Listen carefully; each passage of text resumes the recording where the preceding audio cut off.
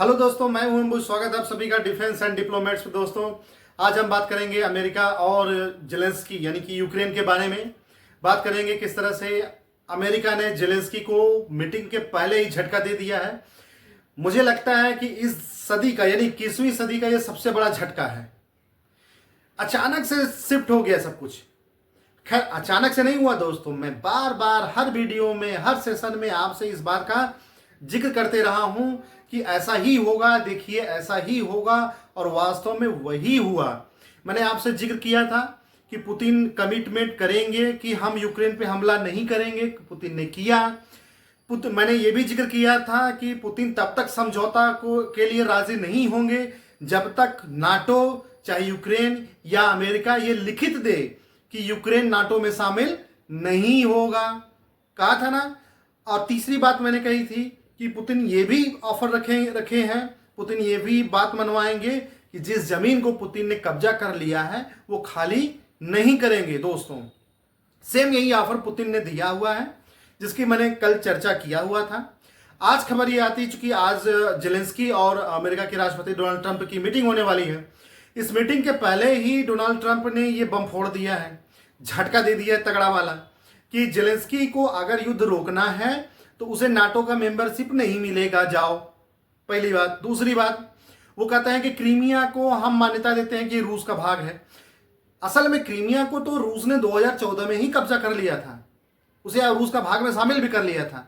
लेकिन ये जो नाटो के देश है ना, वो अमेरिका के दबाव में, प्रभाव में, वो रूस क्षेत्र को रूस का नहीं मानते थे बल्कि यूक्रेन का मानते थे।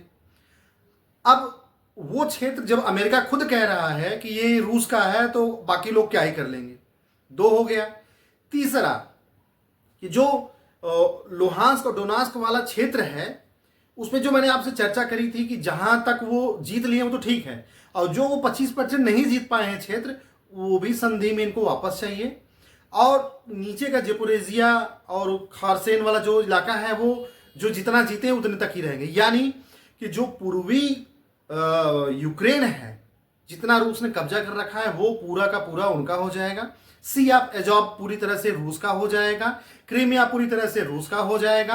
अब सी ऑफ एजॉब से ब्लैक सी और वहां से अपने सामान को भेजने बेचने में रूस को कोई दिक्कत नहीं होगी, कोई परेशानी नहीं होगी।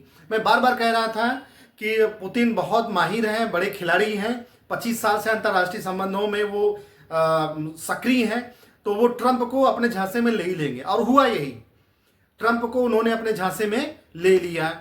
आप होते जिल्ले इलाही तो युद्ध ही नहीं होता, आप ही हमारी बात समझते हैं। आप जो है विश्व शांति के सबसे बड़े पैरोकार हैं। ऊंची ऊंची बातें उन्होंने, बड़ी बड़ी बातें ट्रंप के बारे में बोली, और ट्रंप को ये प्रस्ताव दिया। अगर ये प्रस्ताव जेलेंस्की मान जाते हैं तो आइए मास्को में हम समझौता कर लेंगे।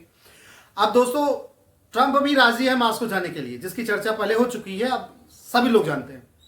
तो पर मास्को जाएंगे तो जाने के पहले कुछ तो, जहां जा रहे हैं वहां के लिए कुछ ऑफर तो लेके जाना पड़ेगा ना। अब पुतिन मास्को बुलाए हैं और ट्रंप की इच्छा भी है जाने की, वो इतिहास रचना चाहते हैं। क्योंकि अभी न्यूज वायरल हुई थी ना कि वो फोन करके बोलते हैं, भाई मुझे नोबेल पुरस्कार कब दोगे। ये वही बात है। ये देखिए किस तरह से शिफ्ट हुआ है, ऊंट किस करवट बैठेगा, ये यूरोप वाले नहीं समझ पा रहे थे। अब पिछली बार जब गए थे जेलेंस्की अमेरिका में, ट्रंप के साथ उनकी मीटिंग थी, उस बार ट्रंप ने जेलेंस्की को बहुत बुरा भला सुनाया था। वो ऑन कैमरा सुनाया था, सबने देखा था। लेकिन इस बार जब जा रहे हैं, इस बार जब जेलेंस्की जा रहे हैं तो अपने साथ पूरी टीम लेके जा रहे हैं। किसको लेके जा रहे हैं? फ्रांस के राष्ट्र प्रमुख, जर्मनी के राष्ट्र प्रमुख, यूके के राष्ट्र प्रमुख, इटली के राष्ट्र प्रमुख, यानी उनकी तरफ से कोई एक टीम लेके जा रहे हैं कि भाई देखो अगर मेरी पिटाई होगी तो बचाना। ये तो एक मसला रहा। दूसरा, कि ये जो टीम जा रही है वो अमेरिका के ऊपर प्रेशर बनाएगी कि नहीं आप गलत कर रहे हैं। तीसरा, कि ये टीम के साथ हो सकता है बैठ के एक निर्णय तक ये लोग पहुंचे। देखिए, मैं बात ये कह रहा हूं कि पुतिन पहले से ही बता रहे हैं कि मुझे इस क्षेत्र में जो हमने जीत लिया वो तो जीत लिया, जो बचा है वो 25% 30% हमें चाहिए। तो जब वो ज्यादा की डिमांड कर रहे हैं तो नेगोशिएशन होगा तो आते आते उतना तक रहेगा कि जितना आपने जीत लिया वो तो आपका। अब देखिए, जितना ये जीत लिए वो पुतिन का, क्रीमिया पुतिन का, सिया पे जॉब पुतिन का, युद्ध में विजय पुतिन का।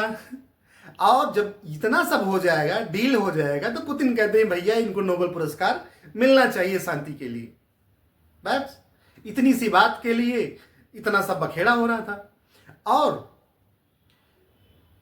पुतिन ये भी कहेंगे कि भैया अब जब डील साइन हो गया है, शांति हो गई है, तो क्यों ना मेरे ऊपर से जो सैंक्शन है वो हटा ली जाए, क्यों ना जो रूस के प्रॉपर्टी आपने फ्रीज कर रखा है उन्हें फ्री कर दिया जाए। ये सब होगा और ये सब और भी होगा। जब से कल मैंने सेशन में कहा था ना कि रूस और अमेरिका के बीच में ट्रेड डील होगा दोस्तों, आप धीरज रखिए। ये इनके लक्षण इस तरह से है ना कि इंसान इनको देख के पहले से भाप जाता है क्या करने वाले हैं। रूस और अमेरिका के बीच में ट्रेड डील होगा। मैं कल भी कहा था, आज भी कहा, जो ऐसे ही कह रहा हूं जैसे मैंने ये कहा था, जो जो अभी गिनाया कि ये शर्त रखे जाएंगे, माने जाएंगे तो पुतिन समझौता कर लेंगे, और वही हुआ। किसी ने सोचा ही नहीं था इस तरह से शिफ्ट हो सकता है।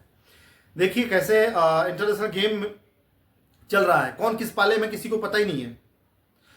अब आज जो मीटिंग हो रही है यानी कि यूरोप और अमेरिका के बीच में, अब इसको यूरोप ही कहना सही रहेगा क्योंकि यूक्रेन, जर्मनी, इटली, फ्रांस और ब्रिटेन ये सब शामिल हैं, तो यानी यूरोप का और अमेरिका की मीटिंग चल रही है। अब इसमें अमेरिका अडिग है, मतलब ट्रंप अडिग है कि भैया नहीं हमको नोबेल पुरस्कार चाहिए, माने चाहिए। अभी कितना नुकसान होता है इससे हमें फर्क नहीं पड़ता है। वैसे भी ये जो लड़ाई है ये इसीलिए शुरू हुई थी कि यूक्रेन नाटो में जाना चाह रहा था, अब जाए नाटो में नाटो से ही बाहर कर दिए। हालांकि यूक्रेन जो है अपनी सिक्योरिटी चाहता है रसिया से। ट्रंप ने यह ऑफर रखा है, पुतिन ने भी इस बात से सहमति जताई है कि ये नाटो में ना जाए लेकिन इसकी सिक्योरिटी की जिम्मा नाटो उठा ले। जैसे अमेरिका ने जापान का लिया है, साउथ कोरिया का लिया है, ताइवान का लिया है, ऐसे इसका भी ले ले भाई, क्या दिक्कत है, हमें दिक्कत नहीं है, लेकिन ये नाटो का मेंबर नहीं बनेगा। अब देखिए थोड़ा सा ना इसमें टेक्निकल फॉल्ट है कि किसी समूह का सदस्य होना और किसी समूह के सदस्य होने जैसा होने में बड़ा अंतर है। अगर ये नाटो के मेंबर होते, कोई इन पे हमला करता, तो सारे समूह के जो नाटो के मेंबर हैं उनकी ये रिस्पॉन्सिबिलिटी बन जाती कि वो इनके पक्ष में तुरंत आए, इनकी सिक्योरिटी को जो है इंश्योर करें। लेकिन अब नाटो जैसे सिक्योरिटी रहेगी तो किसी के लिए ये फोर्सफुली नहीं रहेगा, किसी के लिए बाध्यकारी नहीं रहेगा। उसकी इच्छा होगी तो आएगा, नहीं इच्छा होगी तो नहीं आएगा। क्या पता उस समय जब दोबारा कभी रूस यूक्रेन पे हमला करे तो परिस्थितियां किस तरह की हों। क्या पता जब दोबारा रूस यूक्रेन पे हमला करे तो रूस और अमेरिका के संबंध बहुत अच्छे हों। तो जियो पॉलिटिक्स में सब कुछ बदलते रहता है, जैसे अभी देखिए बदल गया, इसलिए कुछ कह नहीं सकते क्या होगा। लेकिन इंटरेस्टिंग ये होगा, अब देखते हैं यूरोप की जो पंचायत अमेरिका में बैठी है वो मिलकर पंच क्या फैसला लेते हैं, यूक्रेन का कैसे भाग्य बदलते हैं। पर यह तय है कि विश्व का नक्शा अब बदलने वाला है, मानचित्र बदलने वाला है, पूरी तरह से बदल जाएगा दोस्तों। मैं बता रहा हूं बदल रहेगा और एक नए अध्याय की शुरुआत होगी। और वैसे भी पुतिन बहुत तेजी से हमला कर रहे हैं। जेलेंस्की ने बार जेलेंस्की भी बोले हैं, उनके विदेश मंत्री भी बोले हैं कि रूस बहुत ज्यादा हमला कर रहा है, बहुत भयानक हमले कर रहा है, सिविलियंस को टारगेट कर रहा है।